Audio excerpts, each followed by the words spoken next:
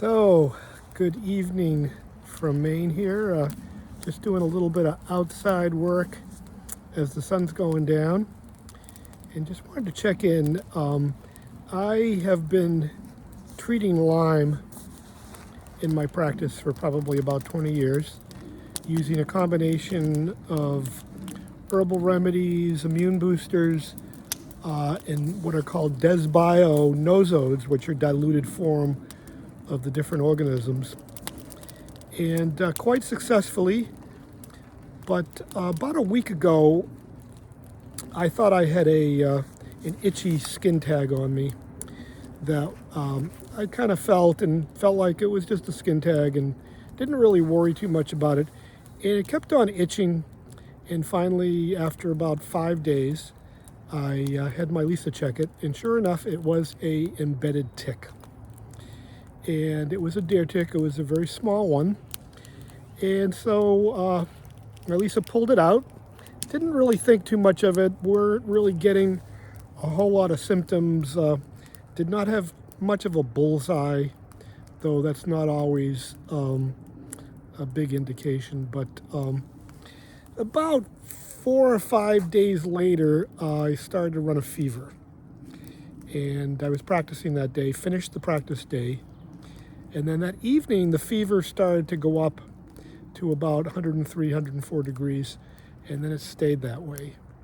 And then for the next couple days, I don't really have a whole lot of recollection of next few days, but gradually I started to lose ability to talk and walk. My legs got extremely weak. My whole body got weak. And basically pretty much just lied in bed for a few days thinking that this is going to pass. Finally, it occurred to me that I had full-blown Lyme, even though my brain wasn't working very well at that time. And it was pretty interesting because the symptoms were pretty intense. And certainly I've seen them from the other perspective in the past with other people, but it's different when it happens to yourself. And the symptoms were in many ways neurological, where I had tremors, my legs didn't seem to work, my balance was off, my bladder wasn't working properly, which really had me concerned. And things were going downhill pretty rapidly at this point. My fever was still about 103, 104 after 2 or 3 days. Did start on my desbio nosodes and started on doxycycline. And as soon as I started on the combination of the doxy and my remedies, my fever finally broke. And I've been getting better and better pretty much each and every day. I think I caught it pretty early in the process. A lot of times I will see people with Lyme 2 or 3 years later where they still have symptoms. And the symptoms can vary a lot, both neurologically, brain fog, night sweats, fevers, depending on at what level the organisms have penetrated the nervous system and the soft tissues.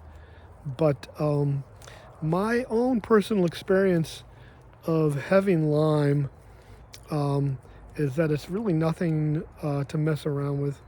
I am going to continue to treat it here with my patients, but oftentimes I think when you experience things as a doctor personally, it gives you a different perspective on what other people are going through.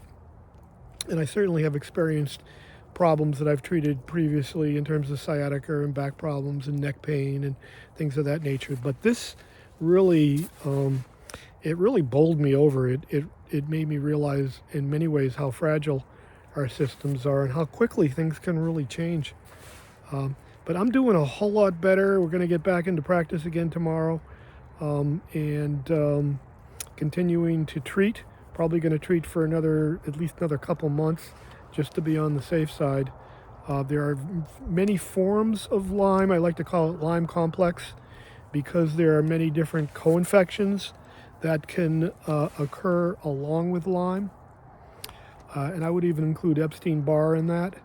But anyways, keep tuned because I am going to do a series. Actually, prior to this, I was thinking about a series on Lyme, and just try to give people more and more information, as well as doing more research myself and learning more and more about it, because there's a lot out there about Lyme, but I think from a medical perspective, a Western medical perspective, there's still a lot of limited knowledge as to how to treat it. Doxy seems to be the treatment of choice. Doxy, in my opinion, is useful in the first couple of weeks. That is the critical time if you're going to use Doxy to really catch it. And a lot of times people aren't aware that they have Lyme until 3-4 weeks down the road when they start to get symptomatic, because a lot of times the symptoms don't happen right away.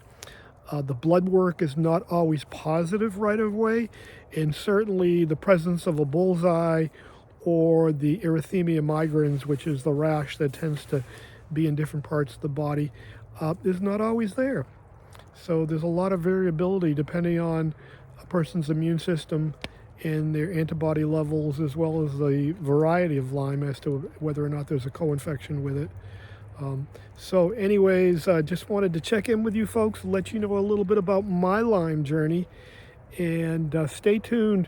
My book, Are You Stuck in Fight or Flight, is out on Audible now, and if there's anybody out there that would like a free version of that listens to Audible, I do have some coupons that I can give out for free. The only thing that I would ask from you is to leave a review once you've gotten into the book on Audible. But if you are interested in receiving a free Audible version of my full book, just email me at cbase0683@gmail.com. Let me know you're interested in a free version of the Audible version, and I will send you the link as well as the coupon code.